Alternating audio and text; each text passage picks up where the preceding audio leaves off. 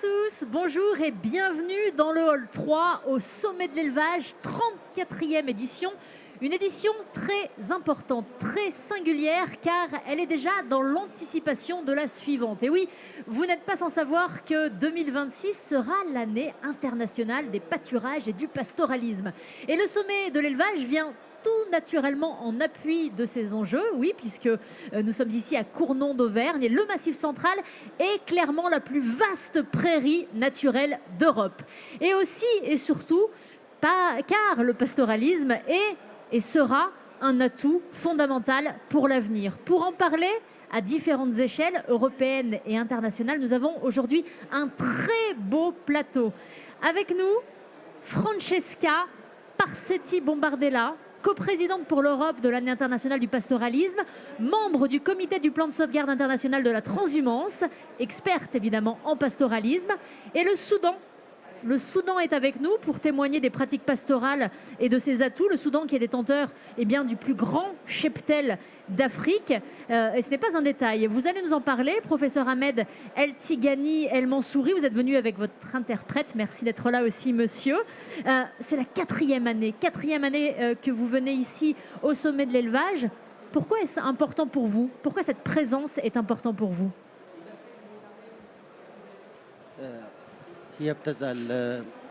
هي المرة الرابعة لحضور السودان لهذا القمة.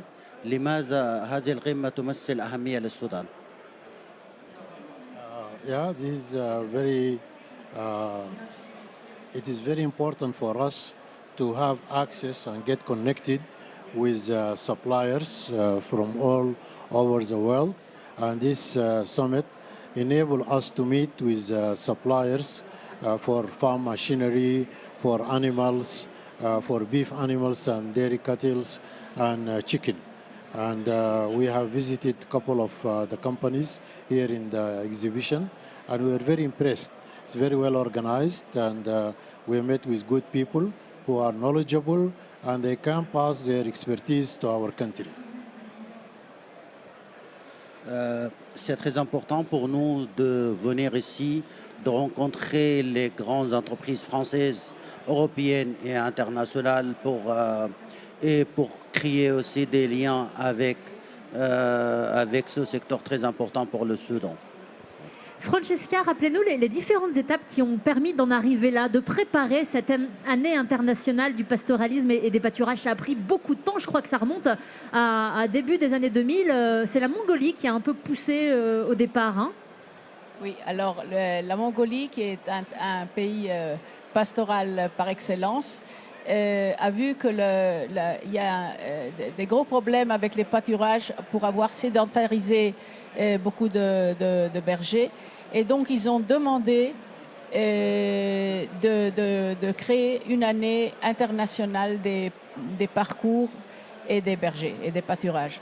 Et ça a commencé en 2019 et en 2022, les Nations Unies ont déclaré pendant l'année, l'Assemblée générale à New York, ils ont déclaré le 2026 année internationale des bergers et des pâturages.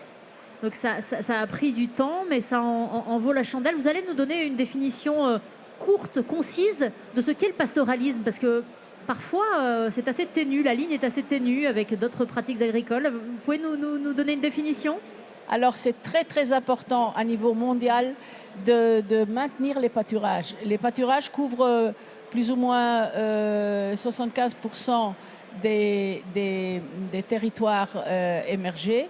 Et ils sont en déclin, la qualité est en déclin et il y a plus de 500 millions de personnes qui s'occupent de pâturage. Et la qualité des pâturages est en train de se perdre pour beaucoup de raisons, et surtout à cause de l'abandon. Donc c'est vraiment très très important le relèvement générationnel et que nous ne perdons pas toute la connaissance de milliers d'années de savoir-faire qu'il y a dans tout le monde. Donc ça, c'est un des points importants. C'est un patrimoine vivant, on peut le dire. C'est un patrimoine vivant, très très important, parce que pour la conservation des sols, le pâturage est très très important. Avant, il y avait les méga herbivores. Maintenant, le rôle des méga herbivores qu'on a eu dans tous les continents ont été substitués par les animaux d'élevage. Donc aussi pour la production de CO2 ou de NH4, c'est la même des animaux qui pâturent ou bien des animaux sauvages. Là où il n'y a plus d'animaux domestiques, il y a, par exemple, Tchernobyl, on a vu, il y a le retour des animaux sauvages. On reviendra largement sur les atouts du pastoralisme, Francesca. Je vais me tourner vers le professeur El Tigani El Mansouri pour que vous puissiez nous décrire un petit peu à quoi ressemble le pastoralisme chez vous, pourquoi ce sont des pratiques à protéger et quelle part d'actifs cela prend dans la population. Est-ce que ça occupe une place importante? السؤال هو ماذا يمثل الراعي في السودان ولماذا الراعي هو نشاط اجتماعي واقتصادي مهم؟ الشيء المثير للاهتمام في السودان 97.8% في المية من الحيوانات اللي بتبلغ 111 مليون راس بيمتلكها صغار المربين والرعاة، وبالذات في مناطق غرب السودان ولاية كردفان وولاية دارفور. وهذه القبائل عندها يعني تحديات بتمر بها، من ضمنها القتال من أجل المرعى في فترة الجفاف، ونحن قدمنا برنامج عشان نحل المشكلة دي بطريقة سلمية.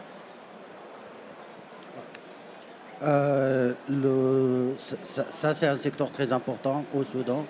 Il y a plus de 111 millions de personnes de bétail au Soudan.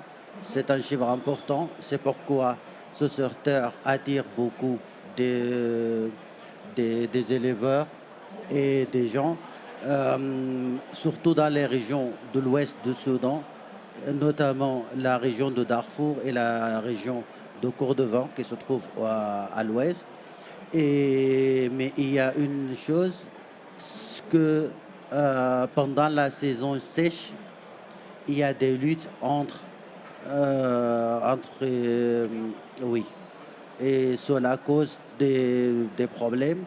Et nous, au ministère des Ressources animales, on a présenté un projet pour rétablir la paix dans la région. Francesca, je vais vous faire réagir un petit peu sur les propos de notre invité soudanais. Justement, vous avez tendance à dire que partout où il y a du pastoralisme, le désert recule. C'est un atout également, face aux enjeux environnementaux auxquels nous sommes confrontés aujourd'hui, et j'entends par là le changement climatique et le stress hydrique. Est-ce que le pastoralisme comporte des atouts à ce niveau-là? Alors, plus que la désertification est ralentie grâce à la présence d'animaux comme les camélides. Les camélides qui ne broutent qu'une partie des plantes. Donc, ils partagent les semences et évidemment, ils fécondent avec leur éjection. Et donc, ils ralentissent l'avancement de la désertification. Et concernant le changement climatique, les animaux, les espèces locales sont très adaptées aux difficultés qu'il peut y avoir de sécheresse ou de manque d'alimentation, et donc peuvent produire des aliments dans des endroits où on ne peut pas cultiver. Et c'est la cellulose que l'être humain ne peut pas consommer est transformée en matière première que la viande ou le lait que les êtres humains peuvent manger. Il y a quelque chose d'absolument magique dans ce que vous dites, et je pense au mot résilience, qui est un mot galvaudé, dont on fait mention beaucoup aujourd'hui, mais là, clairement, le mot est approprié. Vous faites aussi référence au 4x4. Vous dites que les races locales et leur rusticité font penser à des 4x4, des animaux tout-terrain, finalement. Exactement. Nous, on a produit beaucoup de Ferrari, d'animaux Ferrari, et qui servent pour certaines choses, mais il ne faut surtout pas oublier et être très conscient sur l'importance des animaux 4x4, comme vous dites, qui peuvent vivre dans des conditions très difficiles et produire des aliments dans des situations extrêmes. Et maintenant, très important avec le changement climatique. Le pastoralisme, une pratique à protéger, donc, Francesca, on peut le faire par le biais de la loi. Donnez-nous l'exemple espagnol qui est quand même assez fou. Depuis les années 70, les chemins de transhumance sont protégés en Espagne. Pas depuis les années 70, depuis 1273. Pardon? 1273. Incroyable, j'avais mal révisé. Alors, il y a une loi qui protège les voies de la transhumance qui ont été instituées par le roi Alphonse X, dit le Sage, pour éviter les luttes entre les agriculteurs et les bergers qui sont aussi vieilles qu'Adam et Caïn.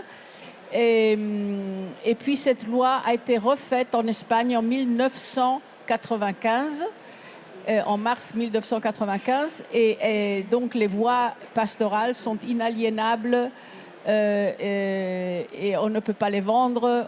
Et c'est vraiment propriété des régions. Et cette loi oblige aussi à la délimitation. En Espagne, les grandes voies, les cañadas reales, sont 75 mètres de large. Il y en a de plus petites, de 37, et il y en a de 20 mètres.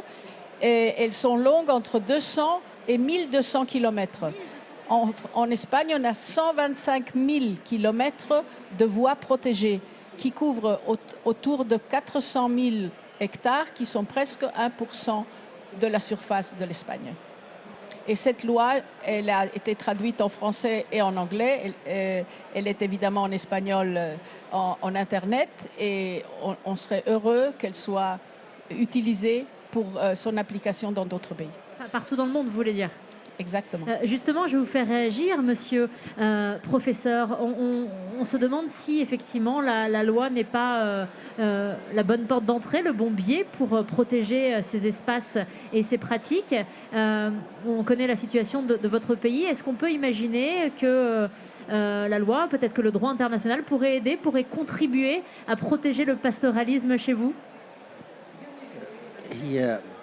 هل يمكن للقوانين أن تساعد في الحفاظ والحصول على السلام بين الرعاة والمزارعين وكذلك الاستفادة من القوانين العالمية مثل النموذج في إسبانيا بوضع قوانين تحافظ على المسافة بين الرعاة والمزارعين؟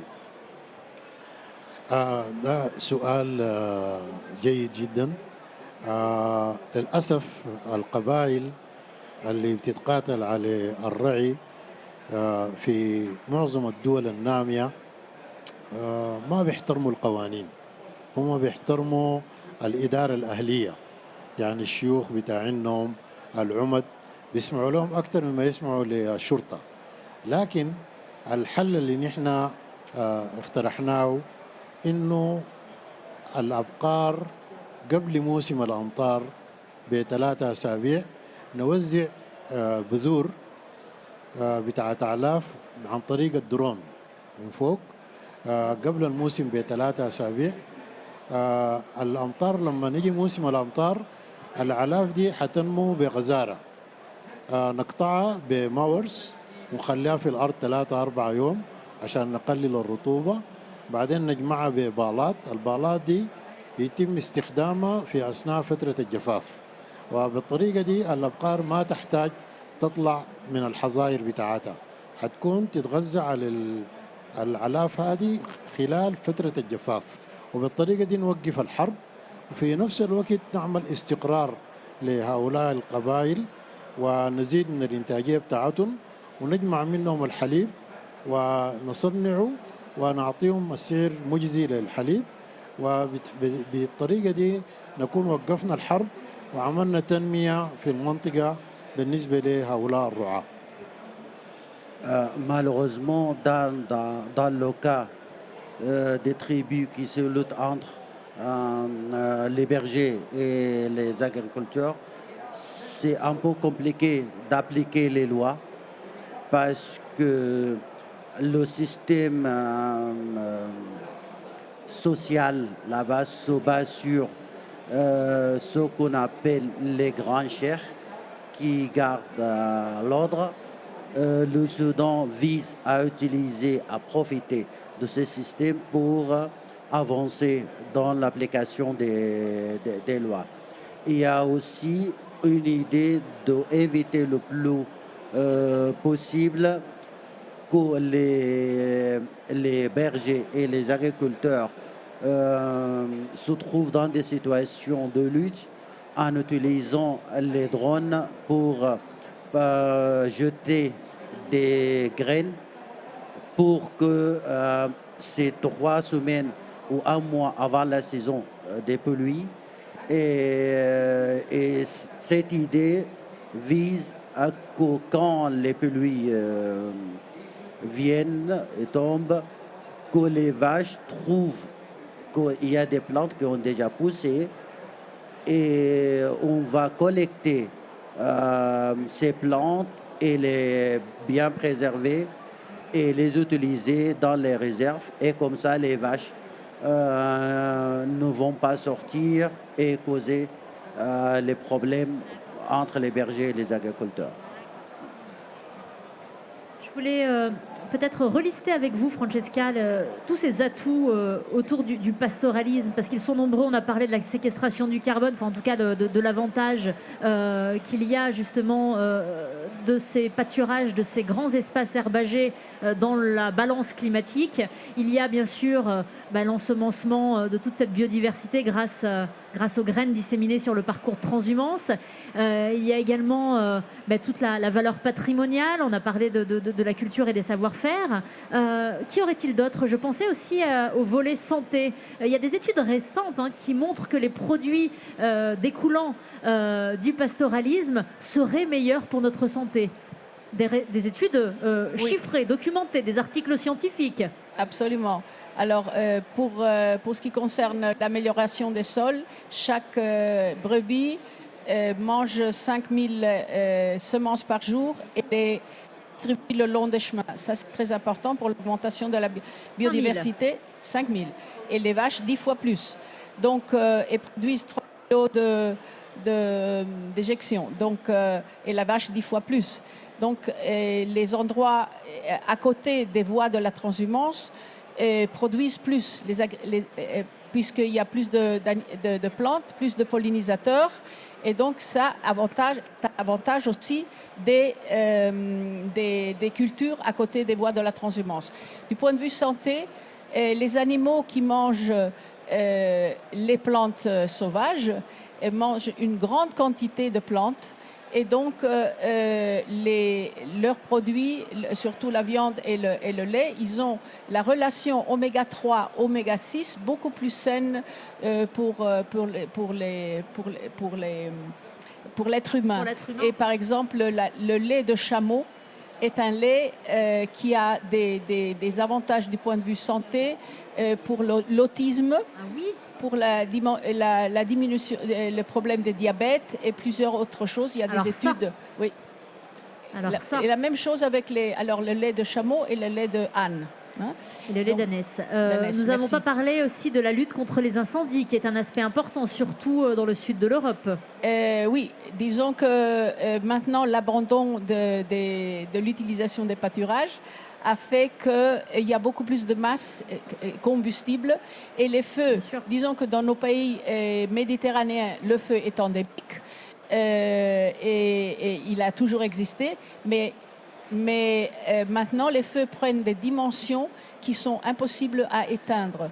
Et une voie de prévention très très importante et de récupérer le pâturage extensif, soit sous les forêts, soit dans les zones ouvertes ou le maquis, parce que ça réduit la masse combustible. Pour nettoyer en quelque sorte ces endroits. Oui. Quel est l'objectif de cette année internationale du pastoralisme? Faire du bruit, faire valoir ces pratiques, donner aussi peut-être de la visibilité aux métiers, aux éleveurs? Absolument. Et la révalorisation du rôle du berger, parce que le berger, dans les dernières 100 ans, a été considéré d'une façon très très basse. Par contre, il y a 300 ou 400 ans, c'était les plus riches, c'était vraiment le clou, même dans notre religion chrétienne, on parle du bon pasteur. Eh oui. Et disons qu'il faut absolument revaloriser le berger, le pasteur, l'éleveur comme le gestionnaire du territoire et pas seulement comme celui qui l'utilise mal. Évidemment, il y a des surexploitations aussi. Il faut faire les choses comme il faut. Avoir le nombre d'animaux qu'un certain terrain peut supporter.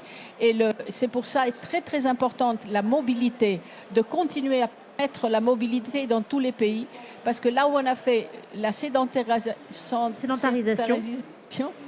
il y a eu des problèmes de sol, et d'épuisement des points d'eau, oui. etc.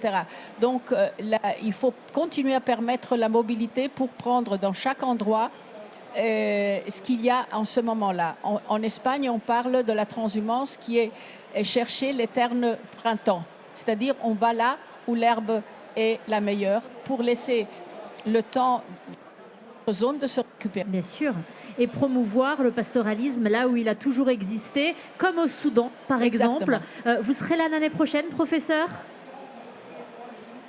السيد الوزير ستكون حاضر في العام القادم. Il y a des bruits qui courent, comme Yeah. quoi vous serez le représentant du continent africain pour cette année internationale du pastoralisme. Apparemment, c'est dans les tuyaux. وستكون ممثل أفريقيا في السنة العام الدولي للراعي.